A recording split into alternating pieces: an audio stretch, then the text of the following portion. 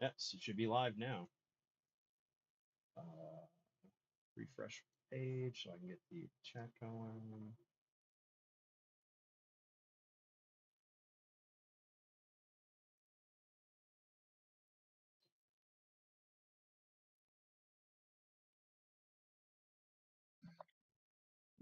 The only time I can't use noise suppression is when I play the songs live, which is because I needed to capture the guitar and the vocals. Otherwise, it'll try to mute certain sounds. It sounds like I'm in a wind tunnel or something. Yeah, I feel you on that. I really need to get back into doing digital music and stuff like I used to back right after high school. That was a fun time. Yeah, I Eh, talked Freak into getting that synth thing he got because he said the girl's not making music for him anymore. So I said, dude, the whole fun in making music is making it yourself, not having somebody else do it for you. oh yeah, yeah. So we're But live now. no. So yeah, Oh shit. you're good. You're good. Nothing wrong. All right, everyone. Hey, we're back for round two. So Brian, thanks for joining me on this new venture of exploration of toys and everything. What's up, guys? Hey, Tyler, you used to use a digital music too, dude. Man, yeah, Tyler used to make digital music as well. It was a fun hobby, man. Thanks to what is it, MTV Music Generator? Yeah, the fun is in the making of it. Improvisation, Mm-hmm. being creative, not knowing how it's going to turn out. That's the magic. It's like, when a painter goes in a studio, you don't know what you're going to throw on the canvas yet. Oh yeah, totally. That is just like finding the beat that's gonna like for one resonate with you, and then like making it fit to the audience you're making it for. That's what you used to use, dude. MTV Music Generator was amazing. But hey, everyone, welcome to the show. This is going to be a weekly Sunday thing that me and Ryan and probably my dad and maybe a couple other guests and people maybe may interview talking about toys, collecting, video games. If you collect it, we can discuss it and it'll be fun. So The we do biggest thing got, is showing the toys. He's going to show you the collection live. yeah, I have toys set aside for the topic tonight. Um, we are definitely going to be talking retro collecting, modern collecting, Robotech. You got NECA Gremlin stuff, Motu, whatever we decide to feel is right for the discussion tonight. How's it going? The volume's okay. I have a hard time here. Oh, hey, are y'all having issues with the volume? Hey, Yeah, can Ars, they hear both? Can they hear both of us? let me know. I can always raise the mic level and everything. If I'm too close to my mic, let me know. I'll move my mic back a little bit.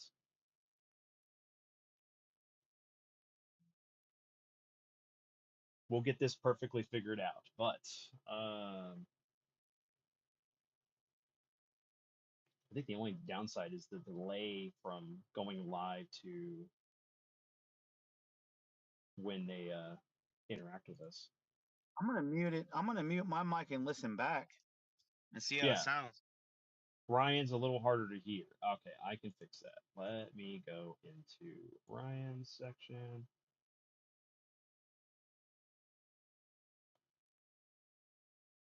All right, Ryan, give yourself a test. All right, how does this sound now, guys? What's going on? Ty Lord of the Manor. Is that clear? Are we Round level? Are two. we even? Yeah, you let us know, guys. I don't have my phone up for the to be able to hear it. What's up, Jason? Yes, we were back for round two. Uh, Ryan, say something like old timey radio guy. The whole time radio guy? I Much don't know if better. I Okay, know what cool, that cool, cool. sounds like. It's It's it, all they, part look of the like show, folks. It's that's They all did that. They all did that like baseball announcer voice. And we're gonna get another home run for the Yankees. And it's gone, folks. And Babe Ruth slams another one. They did that really like nasal, Yeah. like He almost knocked it like out of the park, folks. That was a game-winning run there. Yeah, I know. everything All right. sounds like a Dick Tracy news clip. They're like, and he was shot again, but Dick Tracy came to the rescue. You're like, who talks like that? Why are you talking like that? Oh man, that's a whole line we need to talk about eventually is the Dick Tracy figures. I love those figures, dude. Yeah, you want to tell the people like back then, like so talk try that again, but talk like a human would, like a normal human being, Yeah, and use that voice. right. Well, remember, they were all busy back then. They didn't have time for stuff, so Yeah. it is what it is. You think in like the day and age right now where we have people that only watch like 15 to 30-second clips on TikTok and on YouTube and other platforms that we would have more people talking like the Micro Machine guy. So, yeah, tonight, guys, we're going to be talking about, of course, Robotech. We're going to be talking about NECA figures, especially the Gremlins line. We will also be discussing Motu, Transformers. We'll see how things go from there. Whatever you guys want to ask us and contribute to the conversation. This is all about a hangout, having a good time, discussing the things we enjoy and love, especially among friends. That's why I decided to do this with Ryan. He's a very big wealth of knowledge. And if you want to give your introduction, man, of what you do and all that stuff so people know.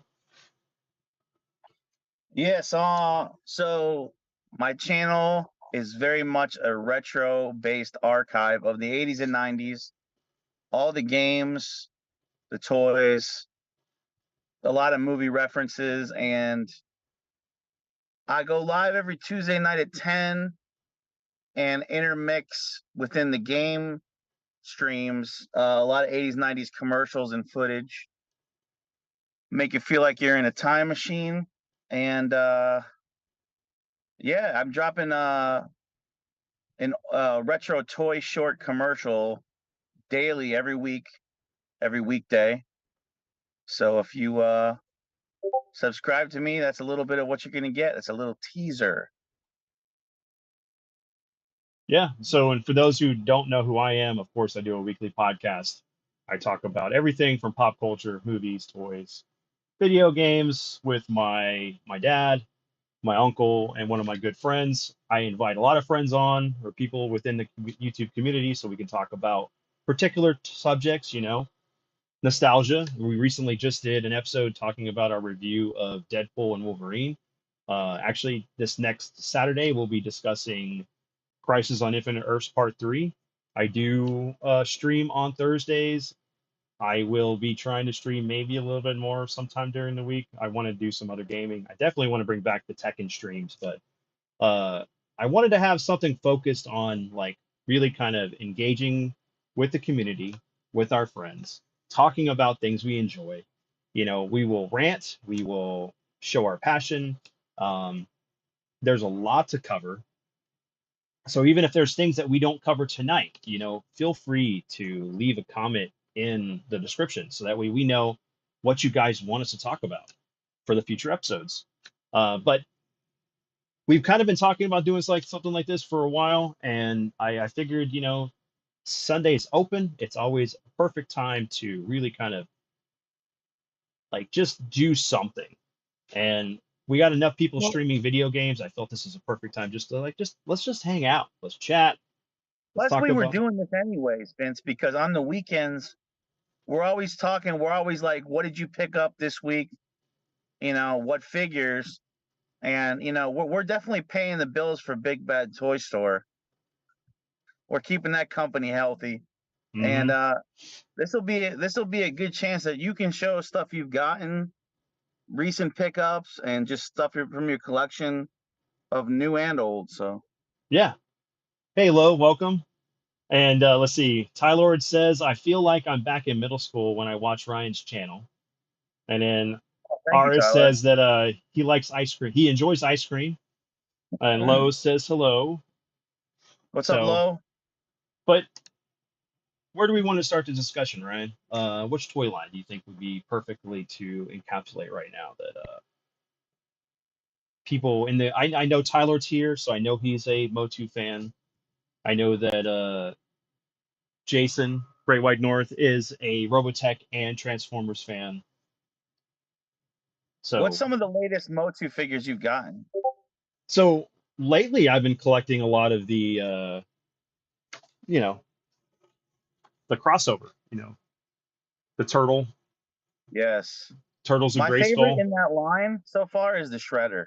The Shredder is unbelievable in this line. Do you have that?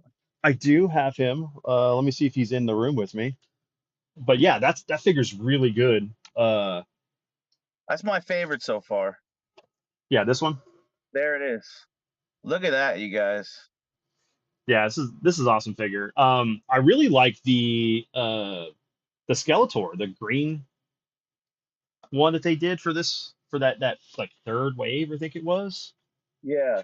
Uh, and I don't know if he's in here or not, but yeah, you got the mutated He-Man. I have that. I picked that one up too. I love the color scheme on that. The neon green hair, the Hmm. blue, with like the little lightning bolts on his arms, like when you know. Yeah, it's really cool getting to see like He-Man be a villain, and not like I something I opened mine up and threw him in the Wind Raider, the Motu Origins Wind Wind Raider. Raider. Yeah. I got him sitting in there on the little stand. Let me see. Do I have him up somewhere? I don't think I have him up right now. Um, Sorry guys, I've been trying to like really kind of move stuff around and get stuff organized for doing this and breaking boxes down, but let me see. Nice in the box. Let's see. Tylord. Wow, he's a mutated He-Man. Wow. Did you guys say He-Man won't be at Walmart anymore? I believe that was the case because they weren't able to sell enough of them to uh, to keep the product on the shelf. I mean, well, it's not really like they're not can't keep them on the shelf. It's that it was taking up too much resources, and they were only putting enough figures out um, for people to get, and it was always the same figures. So it was just sitting there on Yeah, just a shelf right. warmer. Well, that's a good point you make because when Pixel Dan would do his episodes where he spoke with the person that's in charge of Mattel, he Hmm. was even letting them know like the issue is not that people don't want these figures. People want the figures, but they can't find the characters they want. So there's too many of one and none of the other. So if for example, in particular, Scare Glow.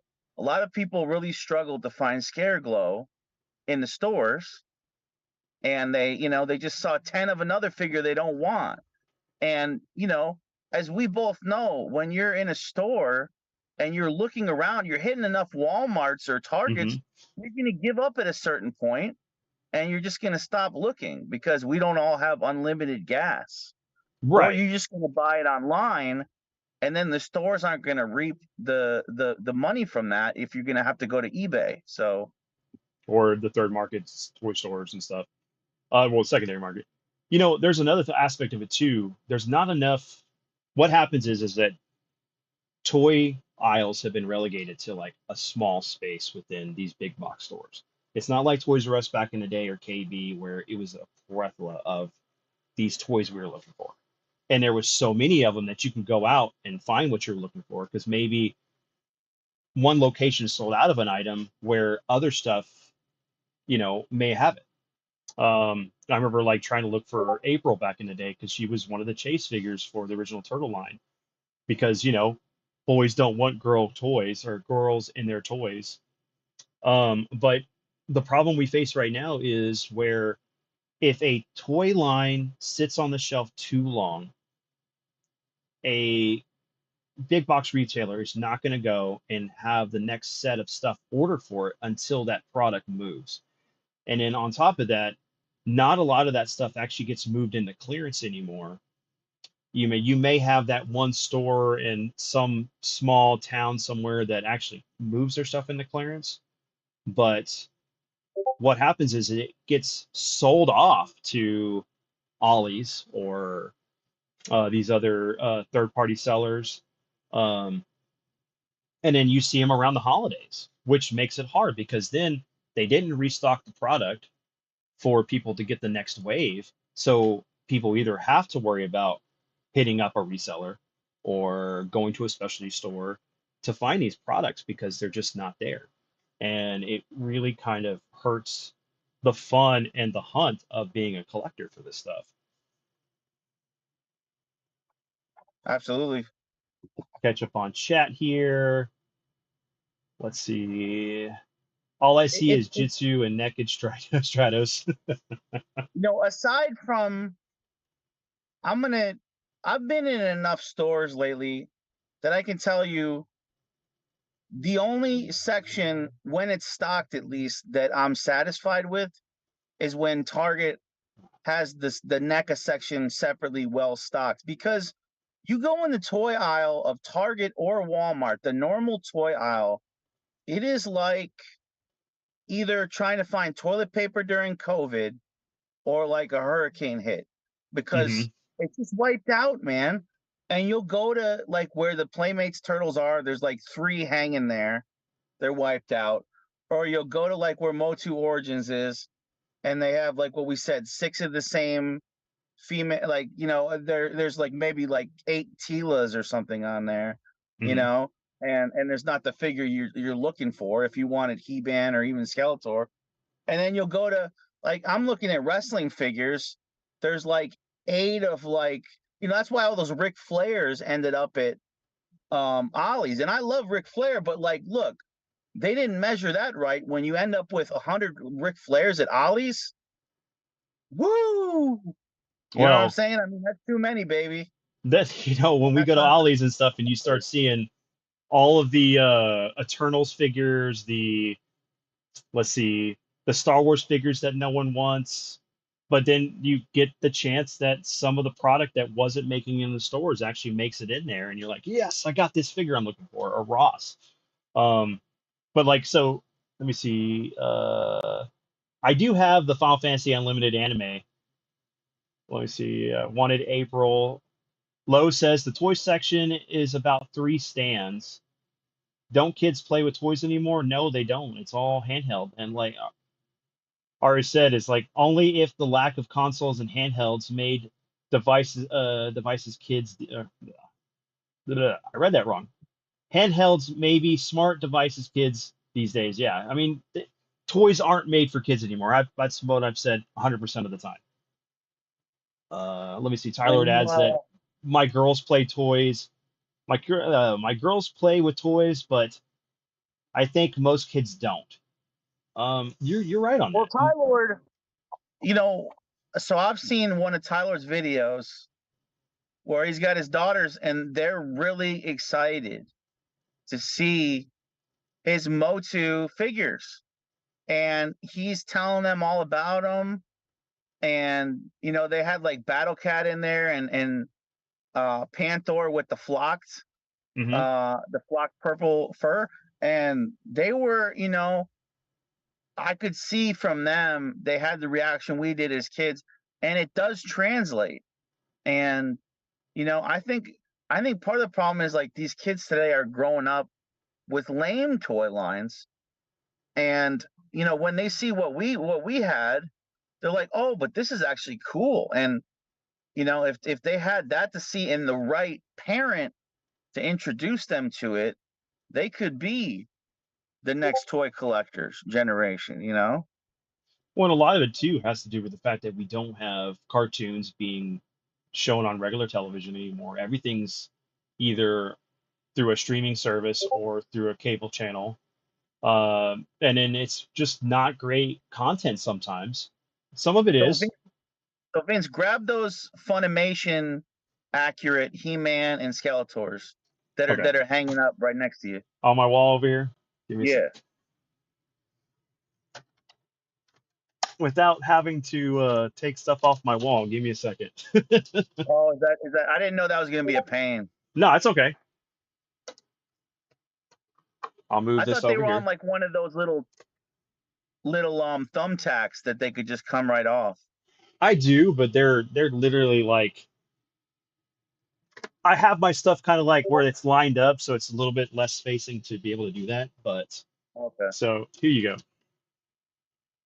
You got So these guys. now when kids see these figures, it translates, man. It's not about just because we're 80s kids. When they see these, they look cool. I mean, look at Scout. You already know if you showed these to a current 5-year-old, they would know Skeletor's the villain right away.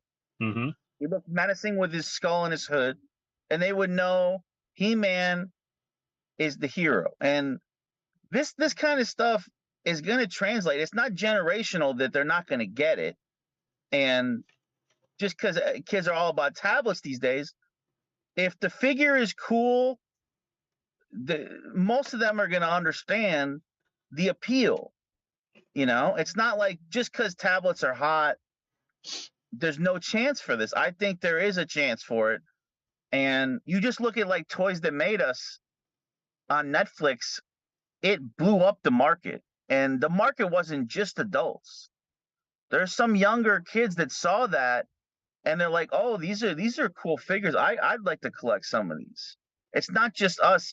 It may be predominantly us that remember it, but there's younger people that watched that on Netflix because tons of young people watched Netflix and they tuned in for that and they started collecting.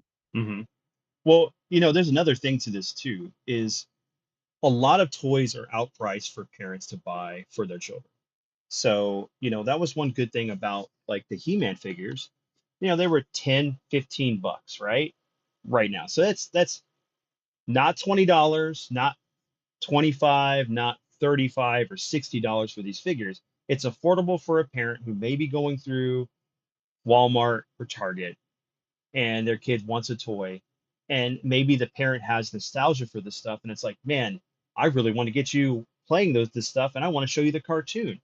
But it's hard when you see rows and rows of these more expensive figures that parents are priced out of. And so what do you do at that point? Um, that's the biggest problem. Toys are not made for kids anymore. Like this, here's where I'll bring this in. Here is your Trap Jaw animated version, right? So this plays on what? Twofold, a figure for nostalgia of kids who had it back in the 80s. Plus, it's based off the Filmation cartoon colors and everything. So it looks like he came off the screen. And then you have the new Eternia version of him, which he is highly more detailed, more collectible for a higher end collector. This is about a $22 figure before tax and everything. So, but I mean, you look at the difference, you're getting like almost like a comic book, like just much more detail for these figures.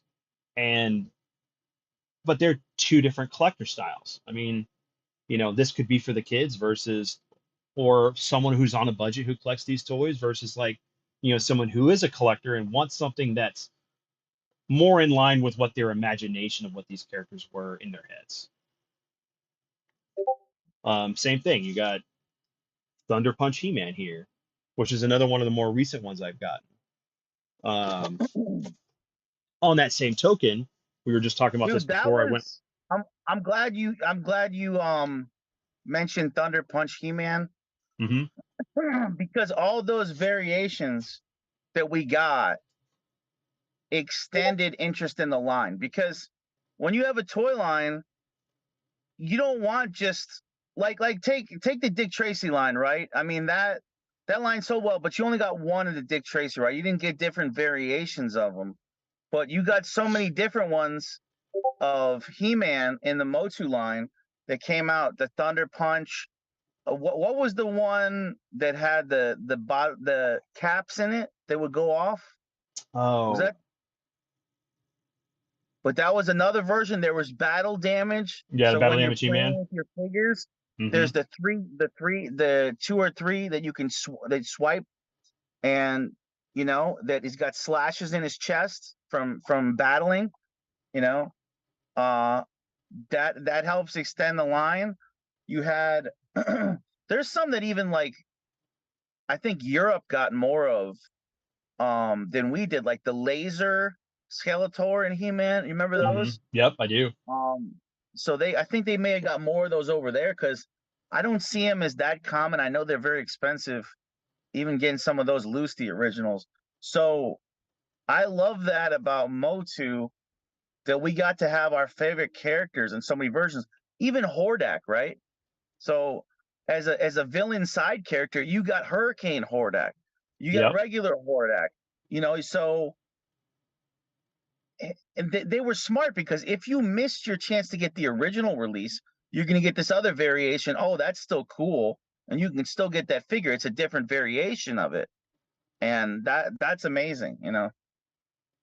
So we need, another thing, another side of this too is like here's your origin style Triclops, right? Yep. So, of course it has some of the newer articulation. It's not a, just a move your arm and leg thing. He's actually got knee joint and elbow bend. Um, but it represents that old style figure. And then, of course, you got the new Eternia version. I mean, it's just a more adult version of this figure, a little bit more detailed. Um, and this plays up more for me on the fact of like what my imagination of what these characters were. Because we've talked about this, the Filmation cartoon is really hard for me to watch now. But when I was a kid, I ate it up like candy. But the I think 20, it's very much that style of humor too from that era where mhm, it was spastic. It was spastic humor when he would launch Merman into the water, and it was just that exaggerated kind of fighting style. And there was a lot of laughing even amongst the characters on the show. They didn't forget to, sometimes with these action shows today, maybe you could argue it's a little too serious. Where's right, the humor? He-Man mhm, didn't forget to put the humor in. And right. that was good for if somebody's watching something like Scooby Doo back in the day, and they want to have some laughs while they're watching a show, you can have both. You can have the action and laugh at it. So which brings me to like the fact that there are a lot of toy lines and cartoons that came out that had a varying degree of appeal for whoever the audience was. He-Man was really kind of designed. I mean, originally it was designed to be a Conan the Barbarian show. Of course, that didn't happen. They couldn't get the rights, so they decided to do their own thing. And it was designed for kids. And it was a toy commercial, but it had a good premise. It was fun. There wasn't too much of like when you watch it, you're gonna lose the child's innocence. Like they're gonna ask their parents some questions of why this is happening. What is this about? They may still do it, but not in the level of like it's something they shouldn't ask about right now. As we see in certain modern cartoons today that are almost not designed for kids, but they're designed for us as adults or older teens to watch. But one of the animes or cartoons I wanted to talk about at the time and why I brought some of the figures was, you know, Robotech. It's totally for Jason here. But like, you know, we got these cool figures. I mean, the sad thing is, okay, we didn't actually get this version here. We did get it, but we got it for Transformers as Jetfire.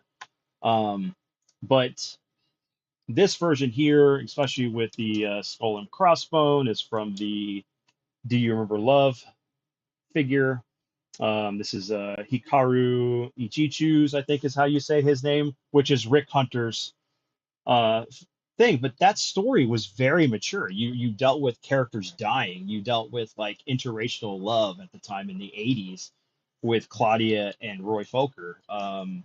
Let's talk a little bit too. What's the price point on that figure, for example? This one, I mean, I've had this since my childhood. I mean, at least the teenage years. I mean, it can range anywhere between. I'd have to look it up, but I mean, I'm pretty sure anywhere between like $60 to over $100 or Yeah. more. But Um, the reason I bring that up is when we talk price points. mhm. So compare Robotech a little bit to Transformers, right?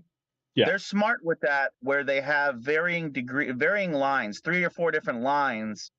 That if you want the studio series, you're going to spend a little more, Hmm. or if you want what's the lower price one? Is it like Legacy or what's the name of it?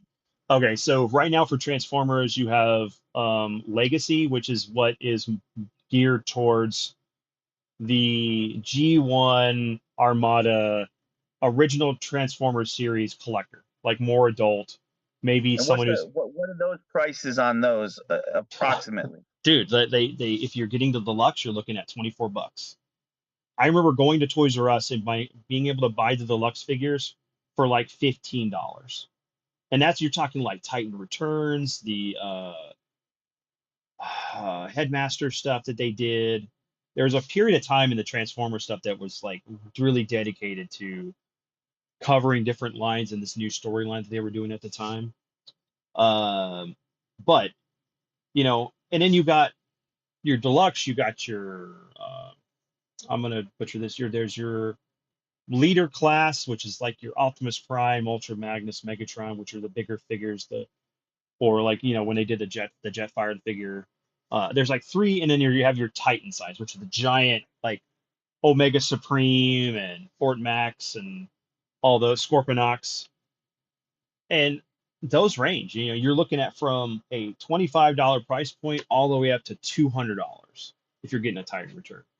And what do you Um, see as the ones that are the most in demand? Like, what are the hardest ones to find? Did some sell out? Which line sells out the most? I mean, it's the legacy stuff. Actually, no, I take that back. Honestly, the stuff that sells out the most, because right now we also have them doing the studio series stuff, which is figures that are based off of either the Michael Bay Transformer movies, the video games, so like uh Cybertron War Within and in the Fall of Cybertron, you have the Studio 86, which is the 86 movie, and there's like one other subset for it. But the 86 figures, which are really great, they are almost cartoon accurate as far as when they transform. The transformation in these figures is really unique and detailed. It's not too overly complicated, but it's really cool to watch how these figures transform. They're not shell formers anymore. They're not like um kind of like figures that are just stagnant like the old G1s, which are great.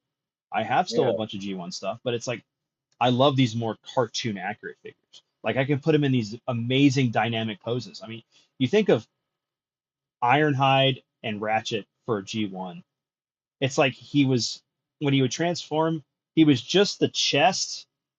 There was like really no head for the robot, and it was like it was cool at the time because it was like the understanding of these toys that transform.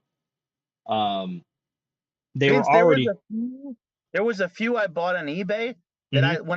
when I first got into it, getting some, that I literally told the seller, please transform it to this first, because I didn't know how the fuck to do it, Vince. So I wanted to get it in the mail like that. So you can just leave it stagnant as a robot. Yeah. Yeah, because I was worried that, well, when I was first getting them, since I hadn't had some as a kid, I wanted to display them right away out the box in that pose, in Hmm. the one or the that position, because I didn't know, and I didn't want to have to do the research. Oh, I got to find it like this, and I didn't want to break any of the parts either, because sometimes when you're transforming them, you don't want to bend it a certain way and break something off. Some of the old G1s are a little bit fragile at this point. Oh yeah, you're right. You're right on that. So Tylord, let me see. Let's catch up with Chad real quick, guys. Let me see. Tylord says seems like even kids' picture books were more serious. That is true, especially the sticker books.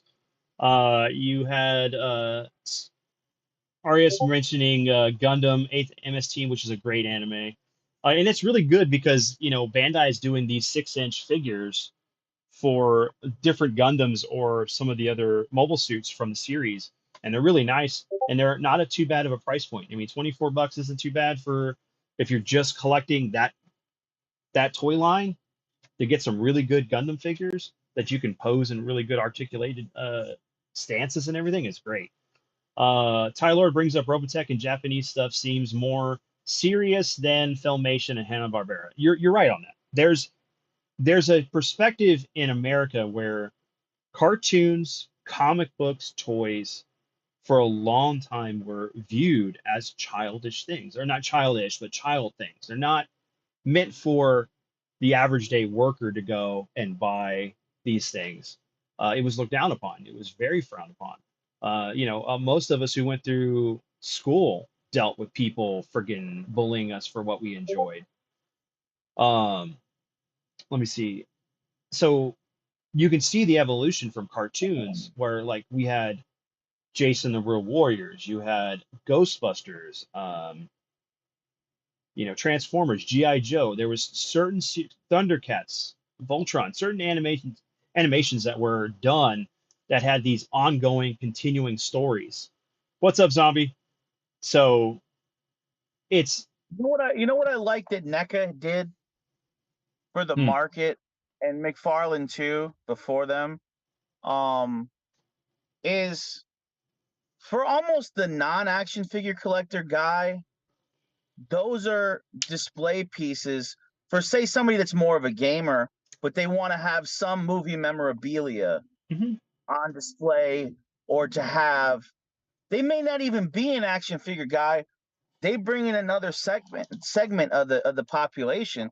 Because I mean, think of like when NECA was putting out the Turtles movie figures, right? There's people that maybe never even had an interest in the Playmates, the OG line, but they were like, you know what? I really identified with that first Turtles movie, and to have some of those movie figures on display, mhm. I would love that in my studio or in my office, or it's something fun. So it appeals to, you don't even have to be an action figure collector to want some of the NECA stuff. And I think that that's an important segment they brought in, into the toy market. Right. Let me type this out. It appeals to how about just movie collectors in just only, not just a video gamer. So like a movie collector, you're gonna want that maybe on display with your steel books, maybe on display with your box sets, next to like all your Friday the 13th movies. You're gonna want to have some, whatever your favorite Jason figure is that NECA's put out, based on whatever your favorite Friday the 13th is, whether it's part 4, part 6, Mhm. whatever. Same with Nightmare on Elm Street. Same with, like, if you want a Leatherface because you're a Texas Chainsaw Massacre fan. So they really brought in, where when before you had movie collectors that were maybe never interested in toys, but now they wanted to go along with their collection and really accent it. Yeah, I mean, there's that's what's great. Like, since you brought up those little bitty collectibles and stuff that Nick is doing, um, that's why I love amiibos. It is the greatest thing. I'm not talking about the implementation of using these toys in your game because it's not really utilized as much anymore as a gimmick.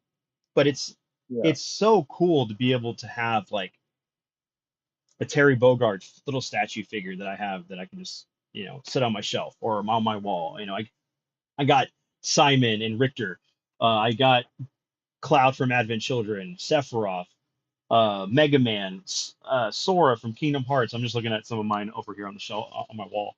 But it's like these little bit collective. Like, did you ever think that like you would get a Shovel Knight set with like the No. villains and And I stuff? can I can remember back, Vince, when all you could get for Nintendo figures was the little applause PVC ones. Or Hmm. all you could get was, remember the Mario that looked like it was on kind of like a Lego stand, and he was sitting in there in a pose, and they had the Zelda ones too. That's all you could get, just those. You either got those on a statue stand, or you got the little PVC ones, or you got like some Mario stickers, and you were out. That's all Nintendo was giving you in late 80s for figurines. Maybe you got, that the Mario with the hat that's kind of like the My Buddy size. That's one I have in my collection. But other than that, it was few and far between the collectibles you could get. Oh yeah, you were limited to like the McDonald's stuff. I mean, Yeah. Mario 3, here's one of the Happy Meal toys. That was what Yeah, was and so good you didn't about. get those till what, 91? Yeah, 91, you couldn't get those till they were in a Happy Meal. but even on that same spectrum, it's like, yeah, we make fun of pop vinyls, right? It's a cool collectible. It's for the average collector that wants something that represents something they enjoy. So like, I got Nada right here. It's like from They Live. I mean, this is awesome. Of course, I have the NECA version of the figure, but it's so cool to be able to like have these things. Like you're going to be able to get um, McCready and Blair as the Thing in Pop Vinyl. You're going to get like You're all gonna these get extra. figures in a pop vinyl. You're gonna get figures in a Funko that would have never received a full toy line. So Correct. it's the next best thing, having something to represent them. So I mean, and that going back to like NECA too is like we have the Turtle line, which is fantastic. The movie side of it, they look like they just popped out of the screen, and if you have the right set like display for them, they look like they just came right out of the screen. It's like you can literally almost recreate that scene where Super Shredder comes out of out of the dock and is about to fight the turtles and stuff. Just Dude, I by remember how excited I was when the first ones that came out were through GameStop, and you had to order them individually, hmm the four turtles individually in a box. And getting those, I was so excited to see those, because that's the first movie accurate turtles we've ever had in that size, yeah. and like, you know, So and that was a game changer. yeah, and then them doing the cartoon line, and they look like they just walked off your TV set. And that's been fun to collect for. It's also been really hard to collect for, considering the fact that at the time they weren't producing enough of the figures to meet the demand. But now you can walk into a Target and find almost anything. Um, It's also been really expensive to collect for. We can't talk about NECA without mentioning that at one point, when the Friday the 13th came out, all those figures I was getting with a coupon through Twitter that I picked up, you were able to get them as low as $23 at Target. I think they're more at like 35 now. Any of the box NECA ones. I mean, when I've looked at Best Buy, they're like closer to like 35 now. And that's mhm. you know, I mean, it's not a cheap hobby to get into if you want NECA. No, and that's definitely something we can talk about in another episode because just there's a point right now where you could be completely priced out of the market of collecting anything with any toy brand. Not only are you competing against other collectors, you're competing against scalpers, you're competing against the actual companies who are producing these figures because they're not producing enough to meet the demand because they don't want to have figures sitting in their warehouses not being sold and they have to clearance them out. But that's where Toys R Us used to be amazing for that. You could just here Toys R Us, and now it's like it's a side section of what J.C. Penney, um, and then we don't even have any of those stores anymore. But going You know what I into noticed?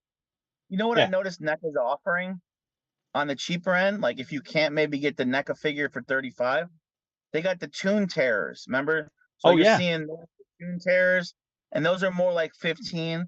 If you don't even have the money for that, they got something for you too. You know what? They got those little mini plush cartoon versions of like Freddy hmm or Leatherface or Jason. So they got those, and I mean those little plushes are maybe like 8 or 10. So they've introduced more stuff into their lines for all types of different people. Yeah, no, and then you had the video game line stuff that they were doing back in the beginning, so you could get Gears of War characters. You were getting like RoboCop versus Terminator, the main character from Prototype, Ezio from Assassin's Creed. You had like tons of cool little things, even like the Alien versus Predator stuff, and it was really nice because in Toys R Us there would be abundance of this stuff. You could just go in, after a paycheck, go pick up a couple figures, take them home, display them the way you wanted to. But now it's like you don't have that place anymore to find these things. Like I do a lot of my shopping mainly online through Big Bad Toy Store Dude, what? or Let's talk about RC cars just for a second for this Mhm. example. Do you know how small, how minimized the RC cars are in a retail store like Target or Walmart compared to Toys R Us? Toys R Us, you could go in, there'd be a whole fucking aisle of Tyco RC cars. Every version. There'd be hovercraft ones, there'd be off-road vehicles, there'd be like the Turbo Scorcher that I had as a kid. There'd be that does spins and 360s.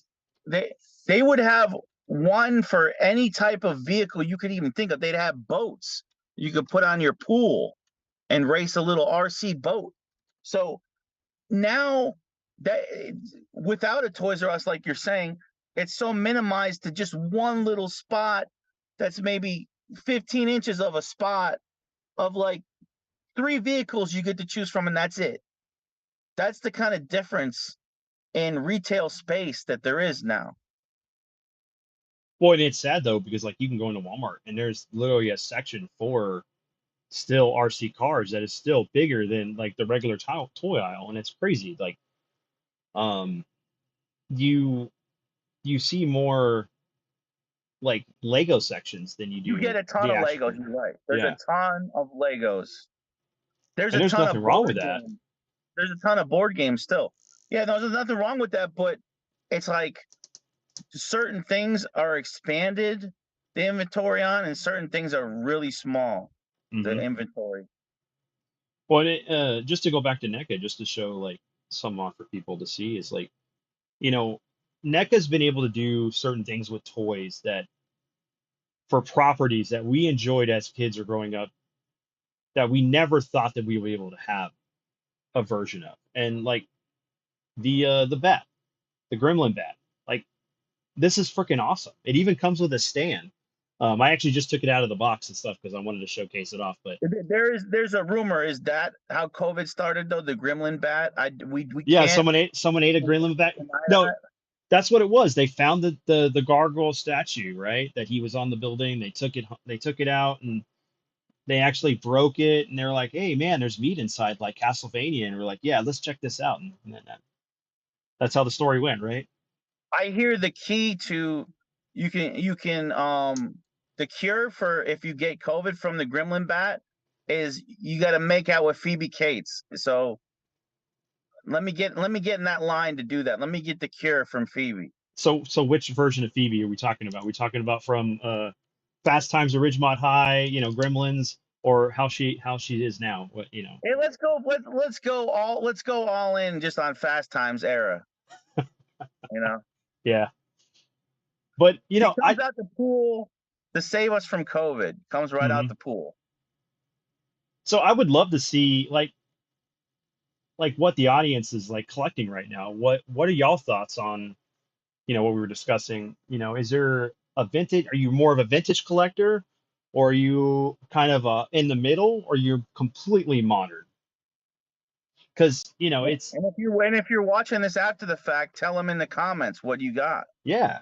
Because me and Ryan will both comment like and respond. So, but there are just some great figures. I mean, you got Jinx here from G.I. Joe. Of course, she is in her a more modern design, but she still looks like she came off the screen from the original G.I. Joe movie. Um, Tons of accessories. You got hands in there.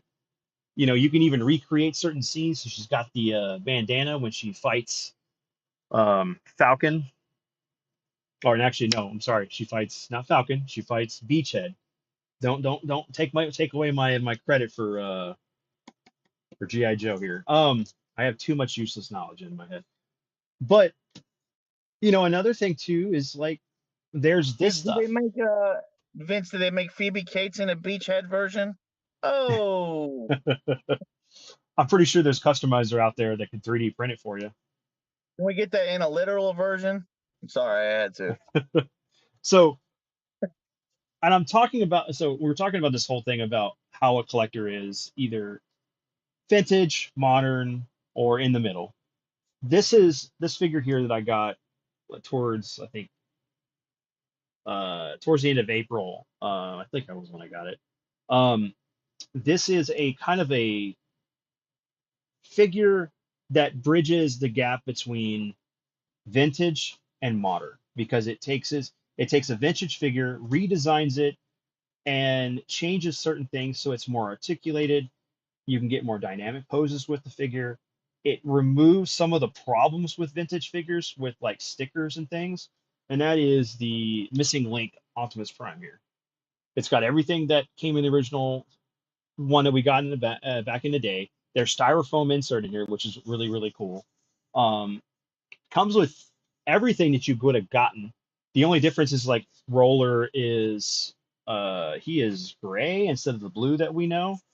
But I wanted to show you guys like one of the things that makes this figure really cool and unique that I'm glad that Hasbro is looking at, or Takara is looking at doing some unique things with Transformers figures and everything.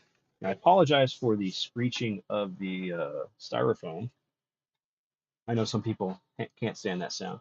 But what's cool is you get like those old red translucent things that you could use to get the tech specs on the Transformer. It actually does come with instructions. It comes with the stickers and everything. But I'll be right back, Vince. yeah, no problem. What's cool is that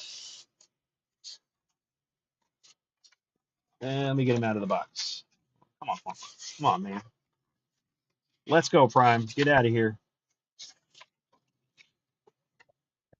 All right, there we go. So you got your classic trailer,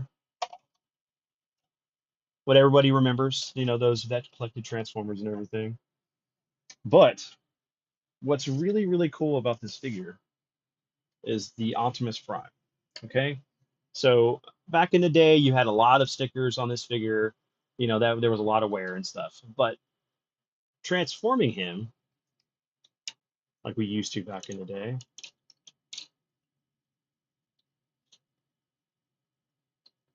one thing is you don't have to worry about the hands. The hands are actually molded into the figure. So they kind of tuck underneath here. What's up, Ruby? He's got like some really nice ratchets for when he transforms and everything.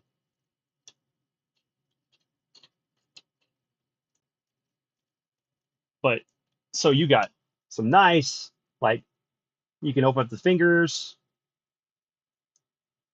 And it's really cool because like the lights hide underneath. So when the hand comes out, but what you can do is you can actually make this figure do things that this figure never could do back in the day. Pulled out Prime's head. If you look in his chest, he's actually has the Matrix in there, which you can actually take out if you want to. You can actually change this to be very robot accurate, or you can put it to where it's more figure accurate from the where there was actually spots for the Diaclone figures to go inside. But like the wheels, they move out of the way for you to be able to transform it, for put it in these dynamic poses and stuff. He actually has where he can move his because back in the day, this is the only thing you could do with this figure as far as the leg. You couldn't do this. I mean, you can literally put him in poses like from the movie or from the show where he's coming down shooting at Decepticons on the Autobot base in the original movie. Even like the articulation on the toes there, so you can actually kind of get him in like an A stance is really nice. And this is the stuff that's like this tickles the nostalgia button, but it also gives you that whole feel of a modern figure. So it's not just a static pose that these characters would do. It's much more than that. And then on top of that, the parts like I was saying that were originally stickers, they're actually molded in there and painted. So like right here on the arms, you have it on the legs here. None of this is stickers, which would have been stickers back then. But what's cool is if you wanted to, you could actually take the stickers that are in here and put them on the figure and kind of make it look very much like it used to back in the day. And you don't get a lot of toy brands that are doing this stuff, and they should. And the next two we're getting is Bumblebee and Cliffjumper, and I can't wait for that. The sad thing is we may not get a Megatron, which would be kind of cool. I'd love to see how that would work. But because of the fact of, you can't have a gun as a toy, even though we sell Nerf guns, um, you know, it is what it is. You got these just cool figures that are kind of a mix of both worlds. But let me see, what do we got going on? That's a cool figure. I've never got any Transformers. My brother had a few. Yeah, it's a great toy line, Ruby. I enjoyed it. It was totally a boys thing, but like I've always been a type of guy that I love mecha, like giant robots. If there was a point in time in my history, like we had giant robots and it was part of our military, I probably would have been a pilot for that. But like this is an alpha from Mos Buddha, or when it was here, it was called, of course, Robotech, but it was the next generation. Um, but this is the Henshin Robo version. Um, it's got a few things I need to fix on it. The landing gear in the back for the under the cockpit is broken. It was like that when I bought it. I'm missing the gun, but I know that this cockpit is the same as the Jetfire or the Valkyrie here, and I can always just buy a broken one and fix it that way. I just haven't had time to do it. But it's just like these cool figures, and like there's new versions of this stuff that you can get. That just they're more expensive, but they're definitely that's the one thing I can say about being a collector is you don't have to collect everything. Just collecting a few things that kind of like connect to your past is a good thing. Sometimes like we have a lot going on. There's politics, there's religion, there's just weird things going on in the world. Work stressful, maybe your home life stressful, but like collecting toys for me helps me get through anything that's going on in my life. And it's also something that connects to my past. It helps with us conversating. It's one of those things where I can totally sit down with my son and play GI Joes and Transformers or whatever he wants to do with his stuff too. And it's always good. It's just that connecting factor that most parents need in their lives these days because everything's just kind of nuts or crazy. Um, and a lot of us, here we all play video games and we all collect retro stuff or modern things, and it's one of those things. We're just in this world where we're trying to find a normalcy when the world's going into chaos. But yeah, I mean, there's just great stuff. What's up, Shode? Here, man. You missed the Optimus Prime over here. But yeah, I'd love to know what you guys collect and what you're passionate about. This stuff is so much more than just kids' toys to me. This is a window into my past. This is also a window into my future for my son. It's a connecting factor. It's the thing that I do all the time with my dad. I talk about toys. I talk about movies and collecting. And that's why we did another reason why we did the podcast. But I'm hoping that like as me and Ryan do this more, we're gonna do deeper dive into the different lines. Either whether it be vintage or modern. We'll talk about the toy manufacturers, what we like about it, what we don't like about them, the problems with collecting. Let me see. Yep. I'm ashamed to say I have a small plushie collection. There's nothing wrong with that. I still have my original Turtles plushies from back in the 80s that are sitting in my son's room. I have a few. I mean, my son collects like the Bucky's figure. So anytime there's or plushies. So anytime there's a new one, we'll get him one. You know, he's gonna be 10. I mean, let him be a kid. I don't care. There's no shame in collecting plushies. There's no shame in collecting any of this stuff. And if anybody has a problem with it, just show them the door, you know? Um, we got more things to worry about in our life than to deal with that people are just going to be negative, you know? Let them be negative, whatever, you know? But this is what I enjoy. I enjoy collecting toys. It's who I am. I work hard. I take care of my family. I have my own house. I mean, what are you going to tell me? I live in my mom's basement? That's not happening. That doesn't. I mean, I have a job, man. Just like whatever. But um, there's a lot going on in the world, and we need some kind of outlet for it. Um, I think there needs to be more discussion, you know, because a lot of people are very shut in. It's different now since after COVID. Uh, you know, I don't get to see my friends as much, and I want to, you know, but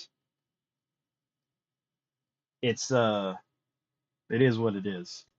I feel like I'm going into a whole rant about like my other videos and stuff, but yeah, but you know, collecting is collecting. Collecting can be anything. You can collect Coca-Cola glasses, or you can collect cars, cards, stamps. Collecting is collecting. How you collect what you collect, you shouldn't be shamed for. I mean, as long as you're not doing something weird about what you're collecting, you know, keep that to yourself. But um, I'd love to know, like, what was your favorite toy brand growing up? If you guys want to chime in on that and let me know.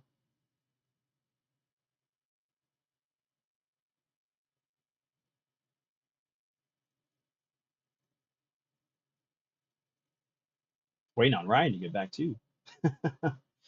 Yep, yep. I hope my daughter will be into everything we were, so we can pass it on to her. That, you know, and that's the whole thing too. That is the only way that the legacy continues, is passing on that joy and love of that made us who we are and defined us as individuals outside of the other life experiences we had. If those aren't passed on to the next generation, what's it gonna do? It's not gonna they'll be missing that whole that that connection with like humans, or like what came before. You need your older folks talking about things as much as your new folks, because in the middle there's a happy medium. Mattel or Hasbro? Okay, so it's always going to be Hasbro for me. And that's a good question, Tyler. Let me do this. We're going to do a poll. Start a poll. Mattel or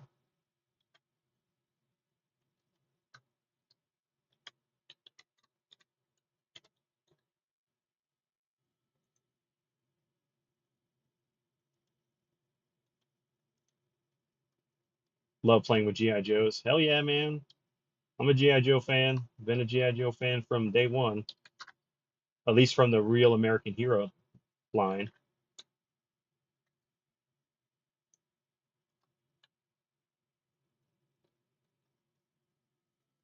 All right, poll starting now. Well, okay, so let me see. Like my favorite GI Joe is Snake Eyes. Uh, and that's because I read the comic. But as far as my favorite character from the original show or the toy line, I loved Wetsuit.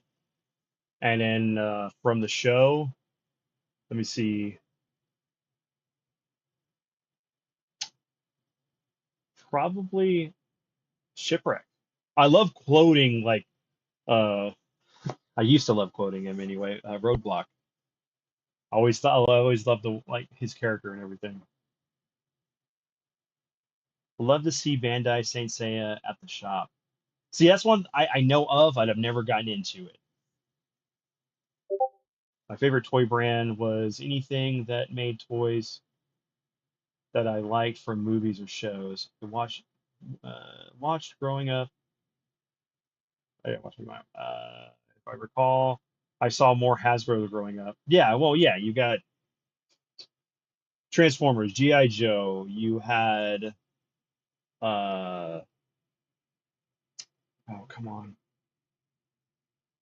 brain fart. Anyway, because you can't say Ghostbusters because Ghostbusters was Kenner at the time, even though Hasbro owns the brand to it. Same thing with Star Wars. Star Wars was Kenner.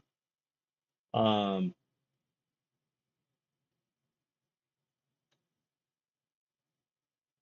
yeah, Motu and Hot Wheels. Yep.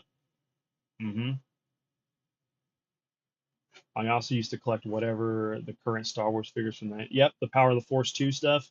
I was a big collector of that too. I have actually have a box out of my garage of carded figures that um so my dad what he would do, and keep in mind I was what 14 when they started releasing that figure line again.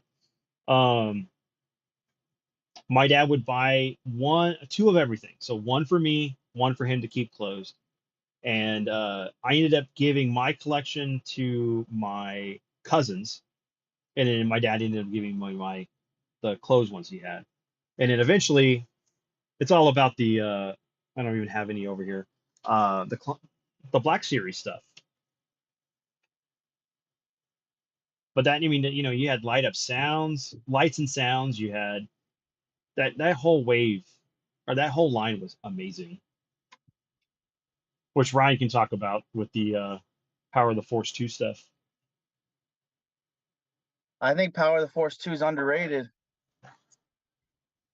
And just because you see it on sale a lot at your local thrift store or comic book store, doesn't mean it's not a good line. And just because the wave one of it had Roid Rage with like the Roid Rage Luke's, and Darth Vader with roids, and I don't mean hemorrhoids. I'm talking about like muscle. Yeah, yeah, yeah. It doesn't mean it wasn't a good line, because by like wave 2 and 3, we were getting all the figures we wish we had in the original vintage line, and Here, so many good figures. yeah, like this. Here you go. You got Obi-Wan Kenobi. Of course, he wasn't roided out. Like, Luke was Yeah. wearing that tunic and it was parted on his chest and his freaking pecs were showing. Um, Let me see. It's hard to see on that image there, but it's Yeah. like I like even like Han was like Even he hit. even Chewbacca was lifting. Chewbacca Yes, was like yes, doing bench presses in the Millennium Falcon. dude. It's like they what happened was is like Luke was on the Millennium Falcon for 6 weeks or whatever, and he found the gym, and he was like, So they were sick of "Do you playing that. even?" They were sick of playing that chess game where the characters kill each other. So So he instead of started bench yeah, he pressing. started bench pressing because he didn't want Chewie to rip his arm off. Then he's all like, "Do you?" Instead of like, "Do you even force?" It's like, "Do you even press, bro?" I don't know. That was bad.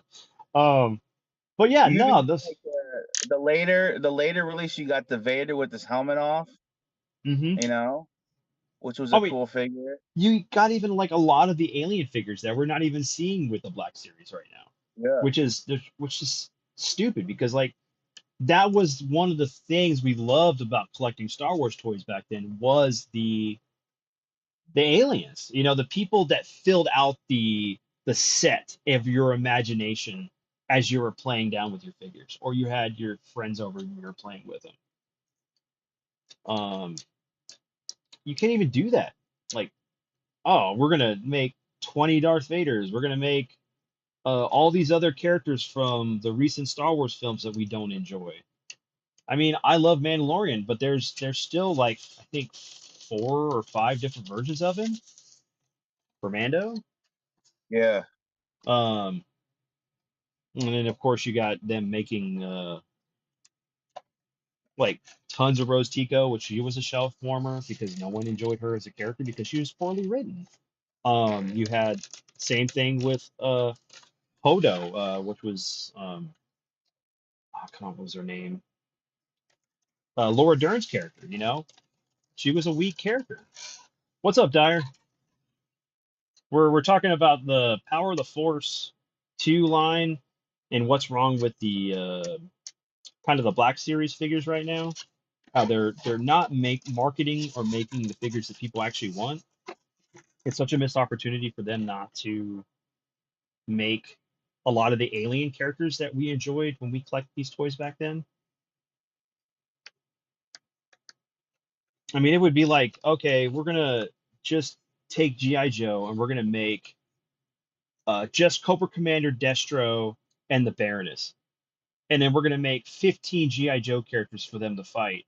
But there's no Cobra Troopers, no Vipers, no Techno Vipers, no the Red Ninjas. You don't even have Storm Shadow. It kind of makes things a bit frustrating when you're a collector when they don't make enough of the stuff that needs to be done.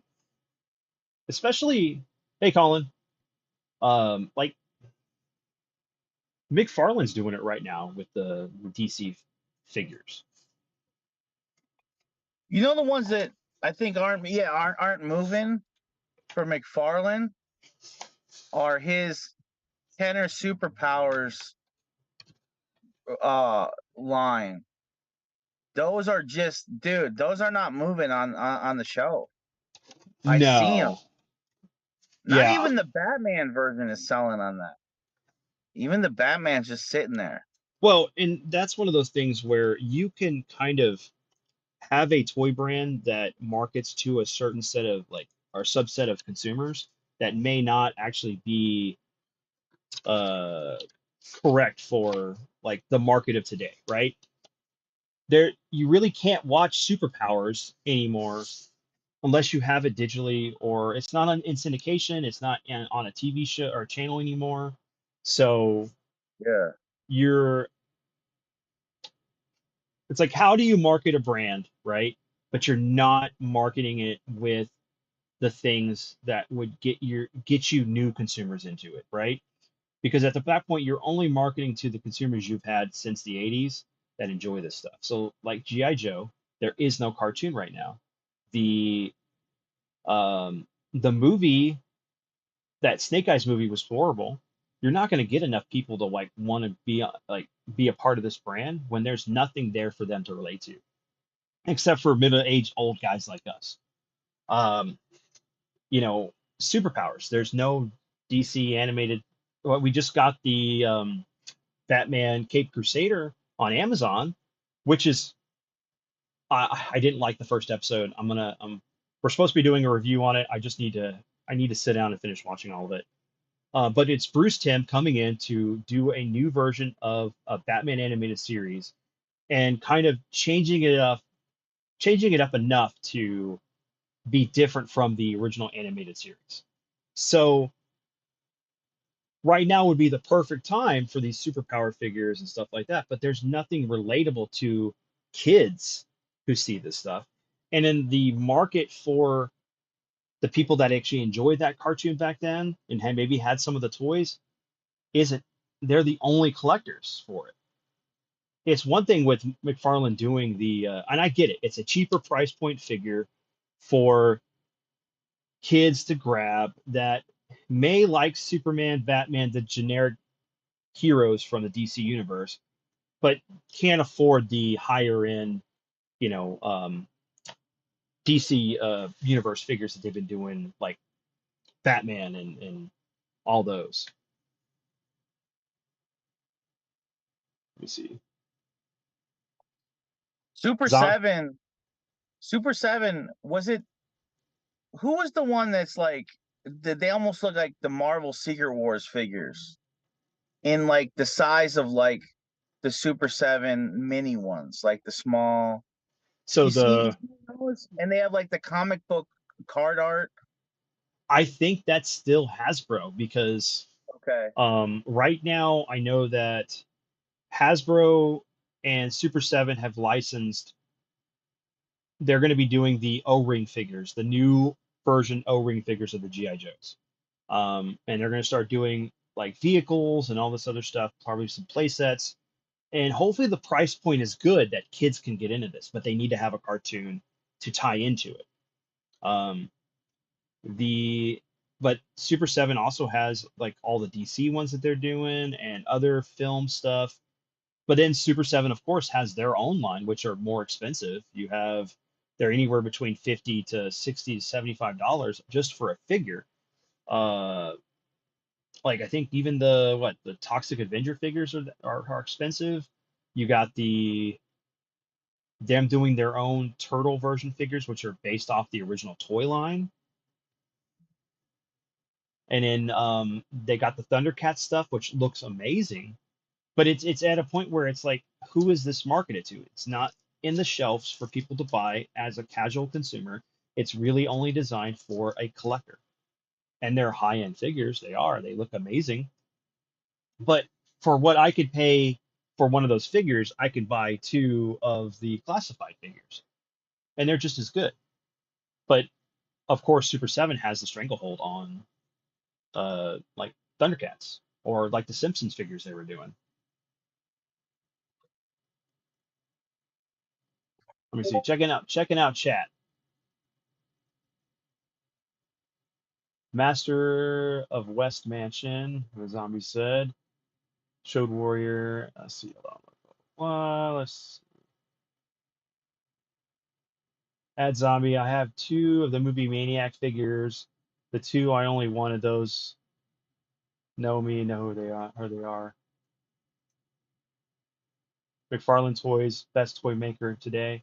He is definitely so. The good thing about Todd McFarlane is his brand of toys are he makes quality figures and he makes them in quantity and they're at a good price point.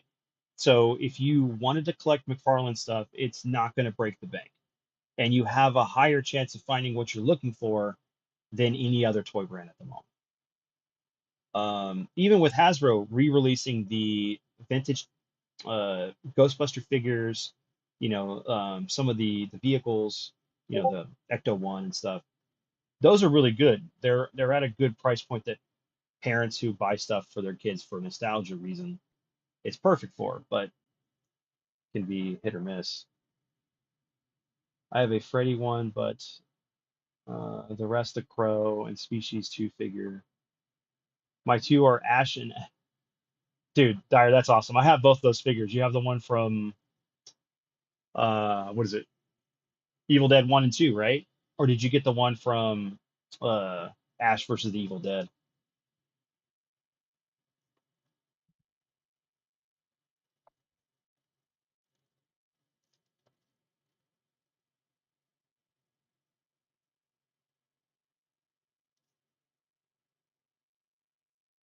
Okay. Brian, you there? Oh, did I get any of those figures? Oh, no, no, no, no. I was just gonna tap back into you. Did you The Ash vs Evil Dead. I like all the Evil Dead movies. I think my favorite's the second one. Um, I like Army of Darkness too, but I don't have any of the figures. You can't have figures from everything, you know. No, I understand that, especially when there's other figures that are out that you want versus other things. Because I know that like for you, you have a very good hodgepodge of like multiple things from I have different all the brands you Friday. enjoy. I have all the Friday NECA ones they put out. Hmm. I have all the Nightmare on Elm Streets. I have both Leatherface versions, the video game one where he's all purple, like the Atari one, and the movie one. I don't think they've done figures from the second one. Um, just the first. I'm trying to think what else. I got a lot of the Gremlins ones. Hmm. I even have some of like the you remember when they were doing early on the NECA NES style figures? Yeah, yeah, yeah. Where they were coloring them certain two toned. They had like Uh, the Batman NES figure, the RoboCop versus Terminator figure. yeah, the And Contra, Billy and yeah, I have a Lance. bunch of those too. I got the Back to the so I have for Back to the Future I have Marty from 1 and 2, and then I think that's it for that because dude, you gotta be really picky sometimes. Like I'd love to have a Doc Brown or Biff, but it's like expensive. I remember getting like I think that same time the Back to the Future was coming out, I had just bought that Toka Razar 2-pack, and that like kind of broke the bank. Those are expensive. So it's like sometimes you're getting one NECA figure or 2-pack that prevents you from getting another line they got, because it just there's not enough money. No, that's true too. And then like I know that Dyer just talked about he has his figures are sealed. They've never been opened. And then, that's another thing too, is like, are I you don't a open sealed? my NECA ones either because I love the display boxes they're in, Mhm. and I Well, like to keep that. yeah, that's what's cool about like the NES games back then, or not NES, the NES themed figures that they were doing. The boxes were like part of the whole package. You'd want to keep those sealed. Versus like when they were doing stuff like back in the day before they started doing the boxes, it was all the clamshell hard plastic that you would cut yourself on. Um, that like they're just in these stagnant poses with whatever paper insert that was in there. I mean, it looks cool, but after a period of time, they start to like the plastic starts warping. May start yellowing, and then you have the potential of the insert inside kind of crushing the figure. And it's so weird sometimes with like certain figures you have in the box versus if you have them open or the I don't love packaging. that. I don't love the cardboard hang tab that they switched to. Hmm. I kind of like just the normal clear one because those tear easily or they get bent weird or they're just and then they look weird on when you're like putting them like bookends on a shelf and you got some like the old style with the clear tab and then you got some with this weird card. That's just weird having a hang tab made of cardboard and that it jets out like that because it's like on a regular carded figure it's like within that square, right? I Hmm. mean, look at the Spider-Mans you got on the wall. They got that little classic tab where you can hang them Yeah, by a thumbtack. the punch hole. Yeah. Hmm. Yeah, it's different with these cardboard hang tabs that jet out, and then they just tear right off when they got them on the shelves sometimes, or they're just weak, flimsy bend. I'm not crazy about that. They switched to that. Well, and then that's another thing. So, Ruby, if you want to collect the DC figures, just start with who you enjoy, and then pick up the next person you enjoy. Don't worry about collecting all of them. Just piece it together. Don't. It's not about you're not racing against anybody. If you don't have the funds, you can always pass it up and come back to it. Um, Remember, and the collection is for you. It's not for anybody else. It's not, yeah, I have this stuff on my wall. I I have it because it's just, it looks nice and I enjoy these things. But it's not meant to like show off what I have. I just like looking at it. When I'm talking on in the camera right now on Zoom with Ryan or when I'm doing the podcast, I just get to look at the stuff I have as I'm talking. And then also it's maybe just a reminder of like what I enjoy and stuff like that. So um, collect what you like. Don't let anybody force you to collect a certain way.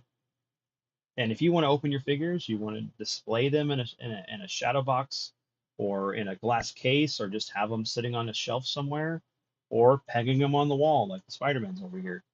Do what you want to do.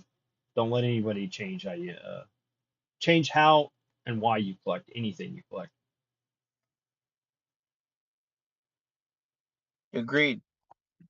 You see, and then yeah, smoker homes will discolor carton. Yes, that does happen. Especially if you put them in a tote and then like they'll warp because of the heat. So like you have to be aware of how you store these things because that having your stuff in the elements in any kind of way really kind of messes with like how you store stuff or because you may go back and go, man, I got this figure, and you take it out of your garage and you're like, why is it like this? There's only one line I've done my best to complete, and that's the Indiana Jones line. Yeah, we've talked about that before, Dyer. That the original line that Kenner did, and then the new one that Hasbro did that kind of got short-lived because they decided to put the Temple of Doom figures in with the Dial of Destiny, which that's a whole other episode. Was dumb for them. They should have put other characters in there. They should have stuck with what they did with that first wave. Do um, Raiders of the Lost Ark, then do Temple of Doom, then do Last Crusade. Work your way up to that film, and if the brand dies off, then you didn't actually have to produce those figures.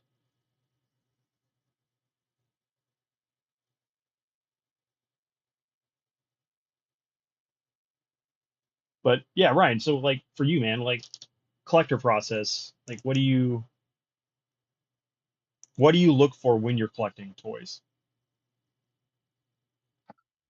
I mean, if you know me, you know I like a variety. So while the bulk of what my collection is that I have pride in my game room is retro, I do like a lot of the NECA from modern. As far as like what I'm looking at from them, I have most of what I want from them. I wouldn't mind some of the Puppet Master toys that they put out. I think are pretty cool. Um, we don't have a Freddy from every movie. No, we Like don't. I don't think we got 1 through 4, I think. And it's like weird because what annoys me from NECA is sometimes they'll put them in those shred your hand plastic. Um, remember like what they would put like like GPS screens in before, like where Hmm. you can't get into that plastic. It's like tamper proof. I hate when they put it in that. I like when they put it in the display box. So there's a few Freddy Kruegers. That's why I mentioned this, that are in like that blister shit that you can't cut into easily, Hmm. and it doesn't really match up nice next to the display boxes. It looks like something totally different. I don't care for that kind of packaging, so I'm not going to buy a few of those because of that. I don't want those. I honestly want card back stuff. I mean, like this is Yeah, blister pack with the card bar, but the problem with these are too flimsy. they are. The new like the Spider-Man ones over here, and then the what they're doing for GI Joe with the retro carded figures, it's much more harder cardstock. They're they just look better. Let me go grab one real quick, but they're it's like I think companies really kind of need to look at what they're doing and implement it in a way that those who want to keep it in the box can and not have to worry about it. Oh, I put it in a tote somewhere and it got bent somehow or it fell off the wall, kind of thing.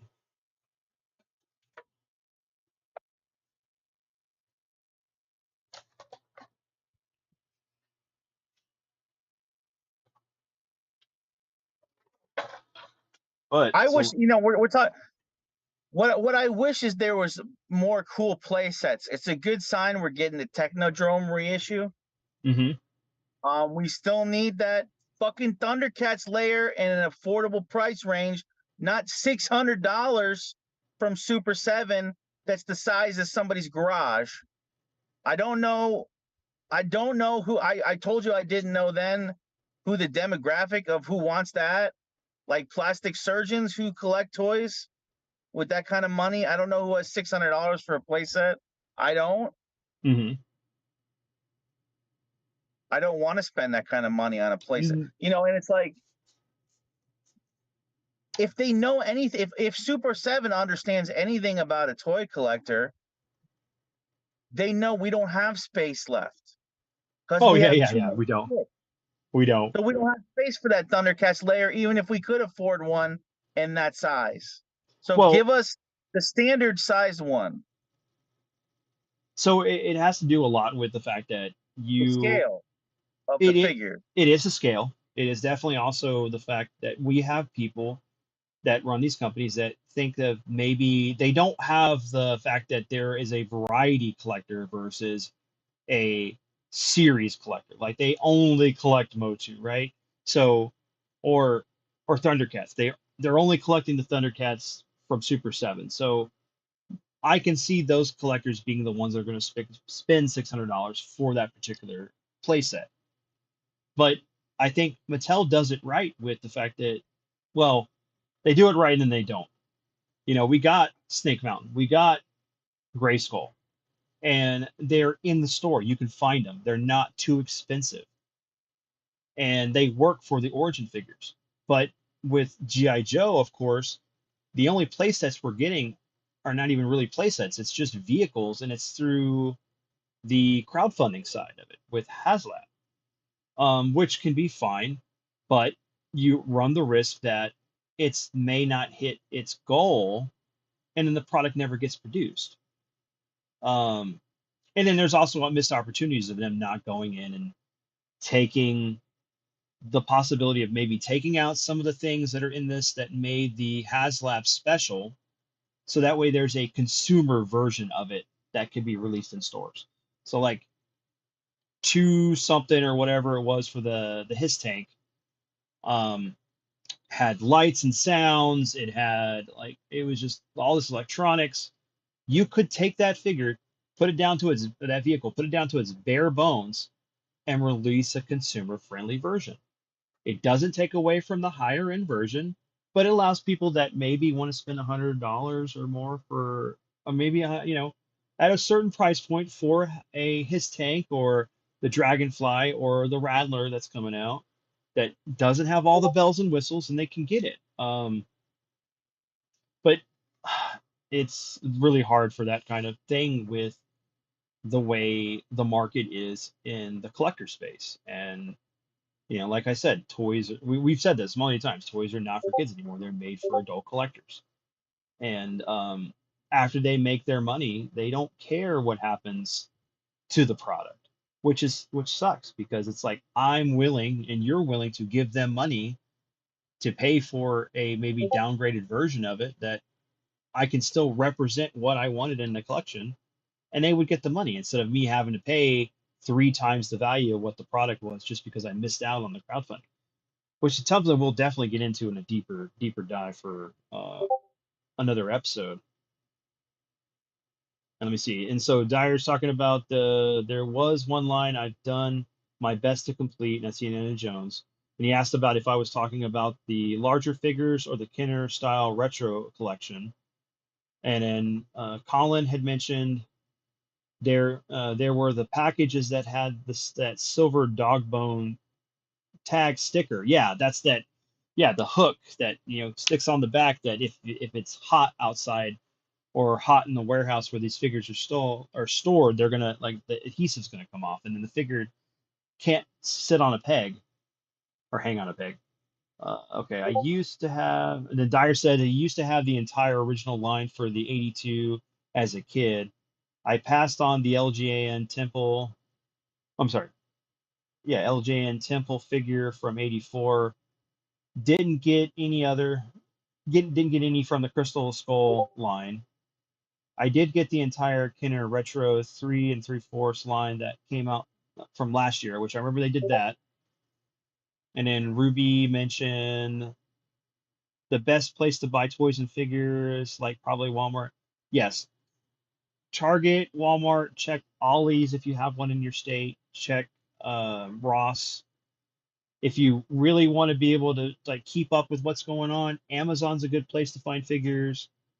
Uh, BigBadToyStore.com, Entertainment Earth. Brian, you can think of any others that are like good places to find toys? You name the big ones. Yeah. Well, Um. like Hasbro Pulse. Did you say Mattel Creations? Oh yeah, You Mattel Creations, recognize Hasbro Pulse. Yeah, because a lot of these brands do have their own um store. their own store. That people forget sometimes, and they'll buy out. They'll be our standard stores we like that are sold out, but they'll forget to look on the manufacturer's site, and they still have them in stock. Um, But yeah, McFarlane, like McFarlane has his own store. Remember, that's where I found the Batman Bane 2 back before it sold out. It had already sold out on Big Bad Toy Store and Amazon, and I just went on fucking McFarlane's or whatever the day they released it on their own site, and they hmm still had them, and that's who I bought it from. And they great packaging. You're not going to get even a dent in it from them. It was like in 3 separate boxes, the thing, to make sure it doesn't come damaged. Like a box within a box within a box Hmm. is how good So, they package it. oh yeah, definitely. I mean, so Tyler brings up a good point, and we're talking more of a modern side of this thing. There is the vintage side. So find your, maybe look online to see what local toy Yeah. stores are around you. Uh, And buy loose, and don't be afraid to buy sometimes without the accessories. And here's why I say that. When I Whether it was Playmates uh Teenage Mutant Ninja Turtles original line or Thundercats original line, if I'm not like, it's not my favorite character, I don't care putting him in the lineup on a shelf without its weapon. Who gives a fuck? If you're gonna save like $25 just because it doesn't come with a gun or a sword, so what? And if it bothers you, you can get it down the line, yeah, that it's perfect separately. perfect example, because you may go to a toy store or a booth at a flea market, or even like, don't slouch on like video game stores either, or comic book shops. They're going to have figures, and you can go in, and a lot of times they will get so much product in that sometimes they won't be able to sort everything. So they just put it in a catch-all, and they'll go like, all right, well, this is a couple bucks or 50 cents or whatever for whatever accessories are in this bin. And you may get lucky. You may have found that He-Man figure, but you don't have his sword. You go to this place and you happen to have that sword in that box. No. Sometimes it The may be more expensive depending on like the figure, because some people know what they have, some people don't know what they have. the tip in buying vintage that I built my game room based on, full of vintage figures, is don't be afraid to buy lots on eBay. Just buy a hodgepodge lot of like 15 TMNT loose. And Hmm. because you can get like 75% of like the line of the first waves just within like buying 3-4 different lots that are big enough, you're going to get most of the figures on that line and save maybe half the price if you bought them individually. You don't want to buy shit individually usually when it's vintage, because you're not getting enough bang for your buck. Hmm. So just keep an eye out, and don't just buy any lot. I mean, don't be buying lots where like, skip all the ones where some of the figures are missing limbs and shit. Don't be buying that crap. Look for the ones where it was maybe from a previous collector. They're well maintained. They're not scuffed up, missing all their paint. Look for ones that are in relatively good condition with a lot of the figures you want, and don't sweat it if some of the ones you don't want, because you could always flip those or sell those, or you know, don't worry about some of the ones you don't want if the majority are ones you do, Hmm. and then piece together a line cheaply by buying 3 or 4 lots on eBay, and you're going to get a lot more bang for your buck and a lot more of the figures you want in the long run. I would even add too is like, maybe if you're on Facebook, which is can be hit or miss depending on what you're doing it for. But there are Facebook groups. You have Facebook Marketplace. You have these toy groups or video game groups. Retro or modern.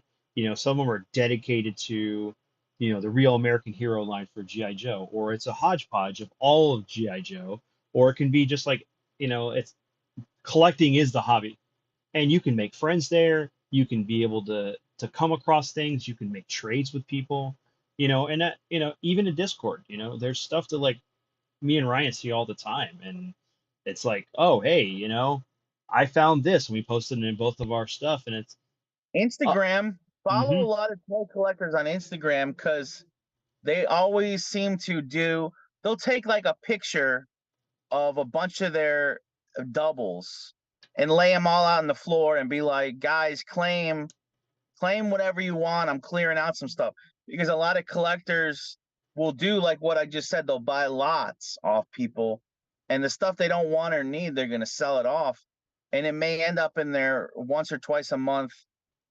pile on the floor, and they're like, DM me what you want, and they sell. Like, I see a lot of collectors selling stuff real cheap on Instagram. They'll just post a picture, and you got to send them a DM, and that's kind of like buying off the grid, Mm-hmm.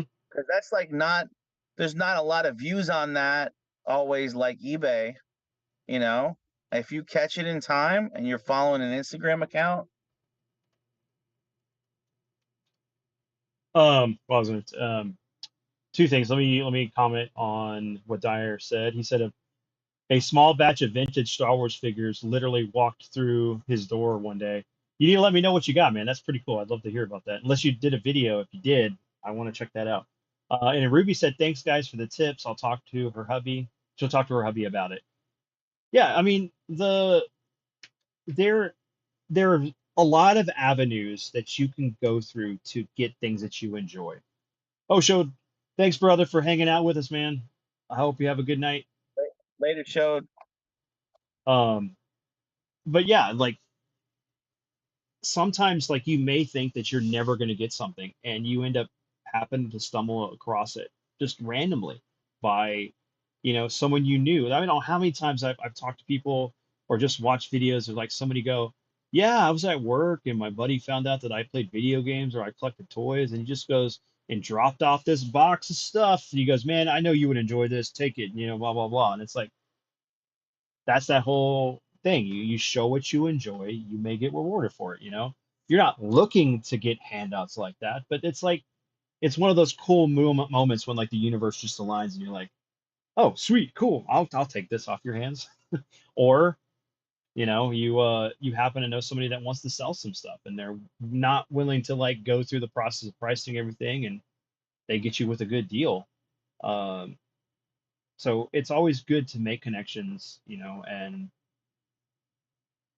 because you never know what you can find. See, no video, unfortunately.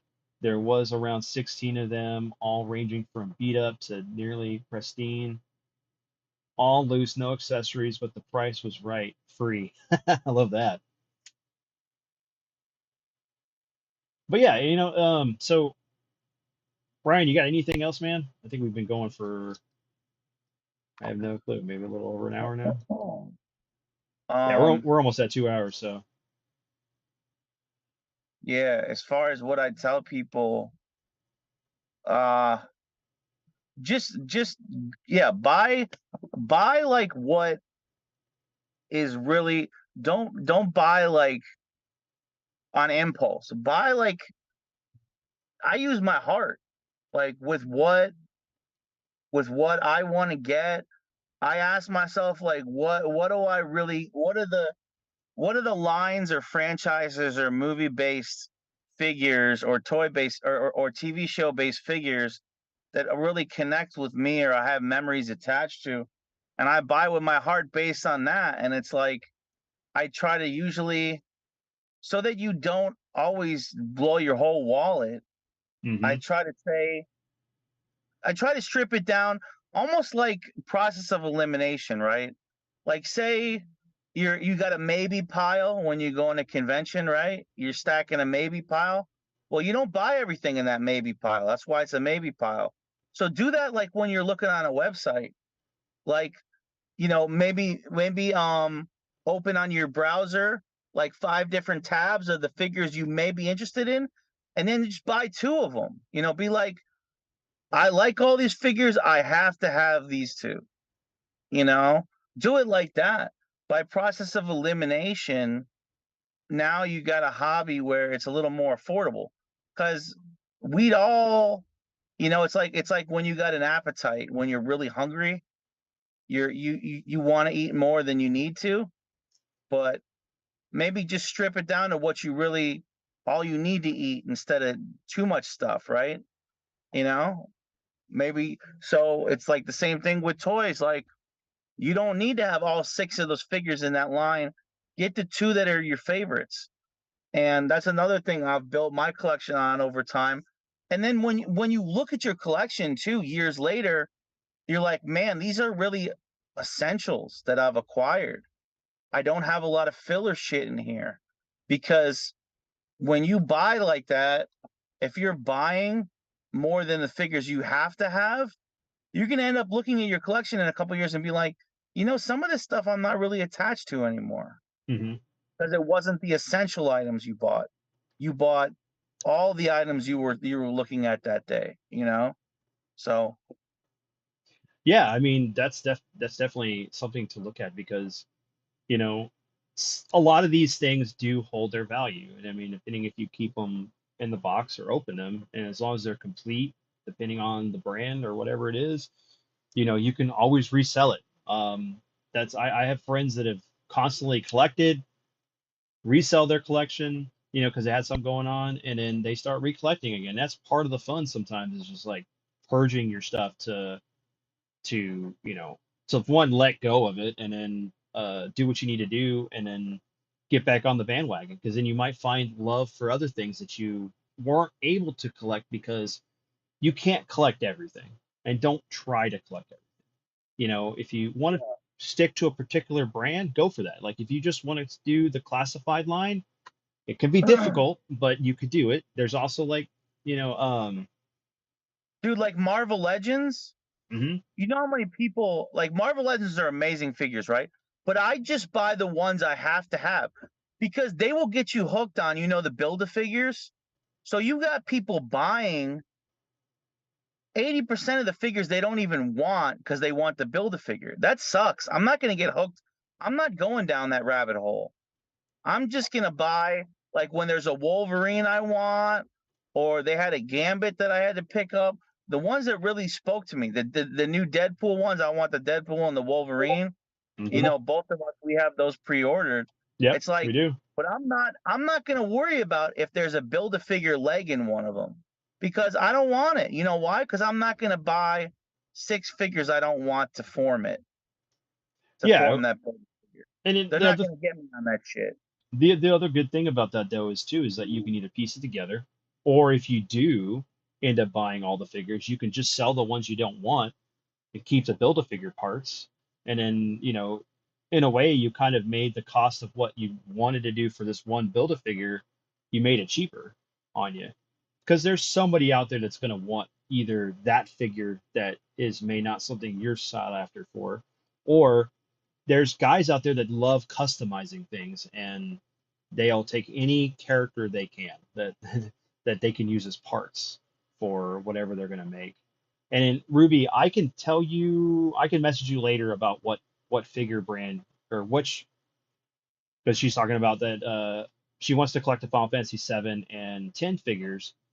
Um, I can show her which ones she can try to look for, that are not going to be too expensive, because when you get into Yeah. the Play Arts line, it can get really really expensive. I But don't you know where the stores are really failing, Vince? This is mm, one thing I kind of want to leave people with. I wish they would really do this. You can't look up easily where your figure's in what store because it'll just tell you they have that line in the store. Like, say your Spider-Man figures, you can't look up, oh, which store has the Venom based on inventory. You can't.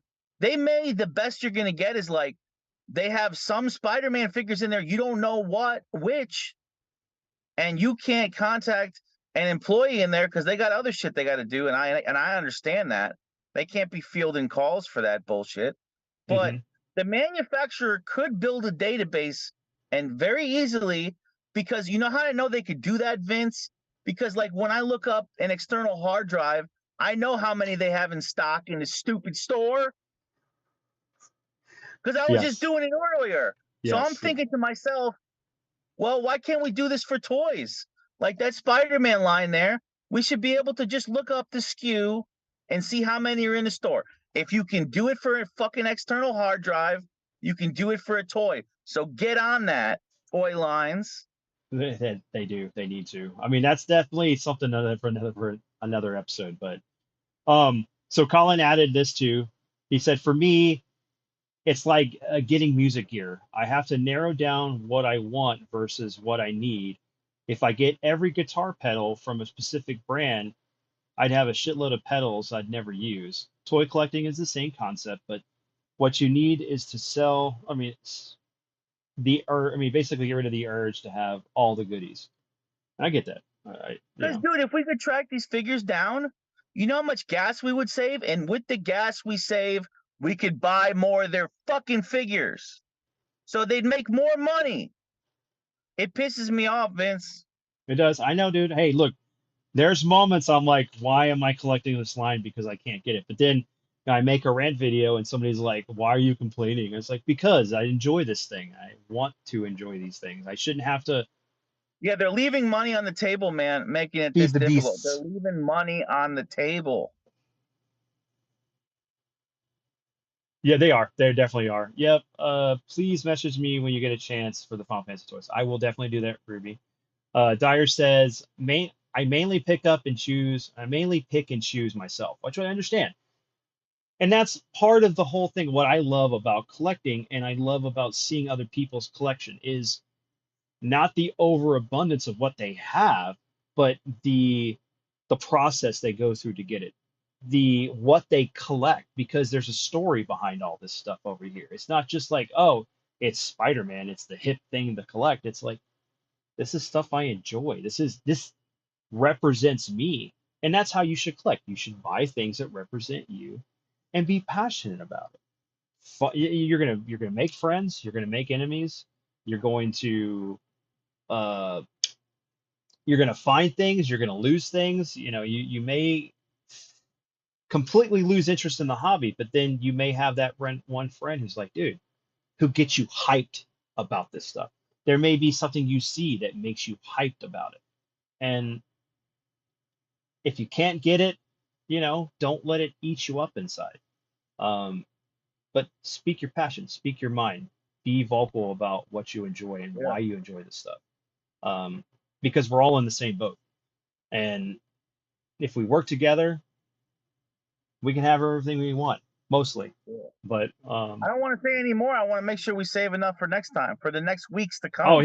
yeah, dude. There's definitely much more we need to be talking about next week and the week after. So in the meantime, everyone, I really appreciate y'all coming through and hanging out, talking toys. Brian, thank you, man, for being here. I'm glad you're my co-host. We can completely nerd out on the toy thing and games Yeah. and everything collecting because it's all part of the same process and the same love. And but you know, take the time, guys. Let us know down below if there's a brand you want us to talk about, if there's a particular situation within like toy collecting that you're frustrated about, just any kind of topic, just put it down. As long as it's within reason of things that we can, talk about, that's not going to get us kicked off of YouTube or whatever. But we do appreciate anybody who comments and brings something to our attention for us to discuss in the future. And we really hope y'all enjoy this episode. In the meantime, everyone, I hope y'all have a great night. I know it's pretty late for some of us. No, don't go, Tyler. You enjoyed this, Tyler. Um, and that's the thing too. We may have a spot open for everyone to kind of like if someone wants to come on and stuff like within the community. There may be a spot for us to like do a deep dive into a brand or a game or a movie or whatever. More than what we do on the podcast that I already do with my family and friends. So, but in the meantime, everyone, like I said, have a great night. Have a great week. We will see you next Sunday for the next stream. We'll figure it out. Until then, stay collecting, stay cool. Don't let people bother you. All that stuff. Peace Later, out. everybody.